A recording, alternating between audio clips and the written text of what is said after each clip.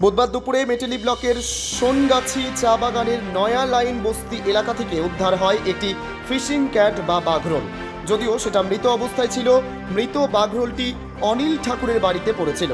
স্থানীয় কিছু বাচ্চারা জলপাই পাড়তে এসে বাঘরোলটিকে দেখতে পায় এবং চিতাবাঘের বাচ্চা ভেবে আতঙ্কিত হয়ে পড়ে। স্থানীয়দের অনুমান অন্য কোনো জন্তুর আক্রমণে বাঘরোলটি মারা গেছে। এখানে দেখা যাচ্ছে প্রচুর ভিড়।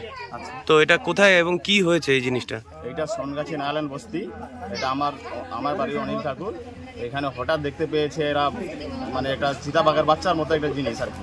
তো ওখানে আমাকে হঠাৎ ফোন করে ফটো পাঠানো হয়েছে। ফটো পাঠানোর পরে আমি হঠাৎ দৌড়ায় আসছি। দেখার পরে দেখতেছি এটা আমাদের স্বরূপদা মালবাজার উনি আসছেন। উনি বলেন এটা ব্যাঘ্রোল, যেটা আমাদের রাজ্য পশু। এইটা দেখে আমরা একটু নিশ্চিন্ত হলাম, কেননা ছেলে পেলে এখানে অনেক খেলার জন্য আসে। ভয়ে পেয়ে আমরা খুব শীঘ্রই আমি অফিস থেকে চলে এসেছি। তো এখন আবার নিশ্চিন্ত আর কি। ঠিক, অ্যাকচুয়ালি আমরা এদিক দিয়ে যাচ্ছিলাম, তো আচানক এই গ্রামের লোকরা বললো যে এখানে চিতাবাঘের বাচ্চা পাওয়া গেছে। তো আমি শুনে সাথে সাথে চলে আসলাম।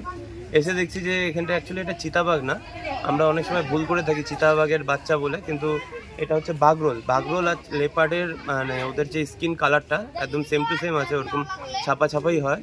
কিন্তু এটা যেটা এখানে পাওয়া গেছে, এটা একটা ফিমেল একটা বাঘরোল পাওয়া গেছে। আমার যেটা মনে হচ্ছে সম্ভবত এটা স্থানীয় কুকুররা এটাকে মেরেছে।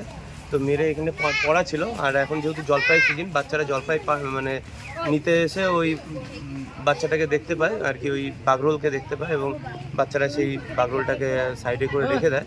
এবং তারপরে আমি আসি আর কি, এই জিনিসটা দেখি। এটা ফিশিং ক্যাট এখন খুব রেয়ার। আমাদের উত্তরবঙ্গে একসময় খুব প্রচণ্ড পাওয়া যেত, কিন্তু এই মানুষে এই জায়গাটা ভুল করে বলে, এবং এটা খুব ইজিলি একটু নিরীহ বলে একে মেরে দেয় অনেক সময় ভুল করে। তো এই জায়গাটার থেকে আমি একটাই কথা বলতে যাব যে বাঘরোলকে সেভ করা উচিত। তার কারণ এটা আমাদের রাজ্যের একটা ঐতিহ্য, রাজ্যের একটা আমাদের অ্যানিমেল। ফিশিং ক্যাট যার ইংলিশটা, একে অবশ্যই সেভ করবে। নমস্কার।